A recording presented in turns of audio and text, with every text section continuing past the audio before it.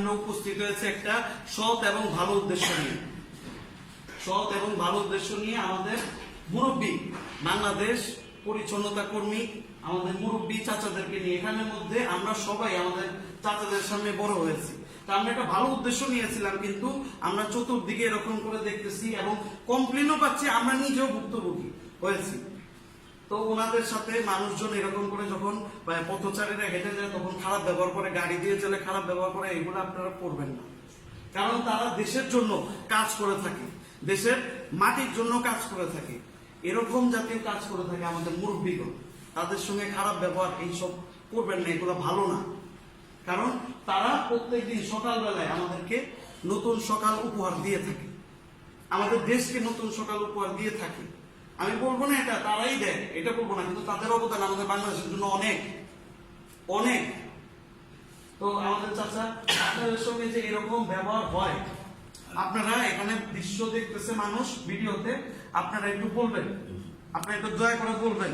আসসালামু আলাইকুম দেশবাসী, আসসালামু আলাইকুম দেশবাসী, এমনকি প্রধানমন্ত্রী ও মাননীয় মেয়র সাহেব।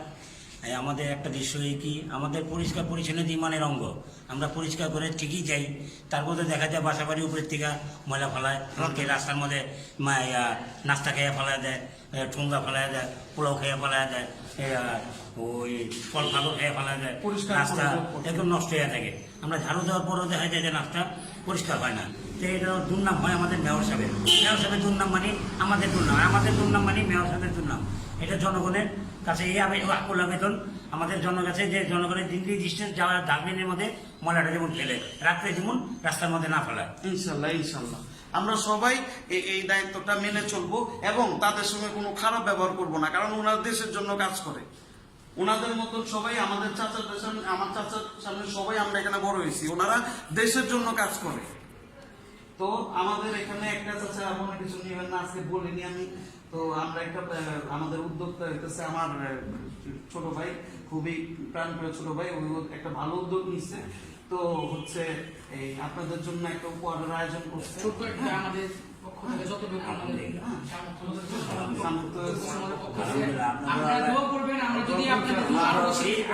আগামী ভবিষ্যৎ জীবন আপনারা ঠিকভাবে কাজ করে যেতে পারেন। আসসালামু আলাইকুম। বিগত দিনে আমরা সুবিধা বঞ্চিত মানুষের পাশে ছিলাম। গত বছর শীতবস্ত্র বিতরণ করছি আল্লাহর অশেষ মেহেরবানিতে। ইনশাল্লাহ আমরা এবার উদ্যোগ নিয়েছিলাম শীতবস্ত্র বিতরণ করব, কিন্তু এবার আমরা বিতরণ করার আগে আমাদের একটা উদ্যোগ নিয়েছি, যারা আমাদের এই পুরান ঢাকা এবং পুরা ঢাকাবাসীকে যারা পরিষ্কার রাখে তাদেরকে ময়লাওয়ালা ডাকা হয়, আসলে কিন্তু তারা পরিষ্কারওয়ালা। ময়লাওয়ালা হচ্ছে আমরা ময়লা করি, তারা হচ্ছে পরিষ্কার করে। আজকে যদি তারা না থাকতো আমাদের এই সুন্দর ঢাকা পরিচ্ছন্ন ঢাকা থাকতো না। তাদের উদ্যোগে, তাদের সহযোগিতা আজকে আমাদের পরিচ্ছন্ন পুরান ঢাকা, আমাদের ঢাকা। আমরা আমাদের নিয়োগ ছিল আমরা সবাই শীতবস্ত্র বিতরণ করব। তো তার আগে আমাদের এটা প্রথম ধাপ, আমরা তাদেরকে যতটুকু আমাদের সামর্থ্য অনুযায়ী তাদের আমরা শীতবস্ত্র যতটুকু দিতে পেরেছি।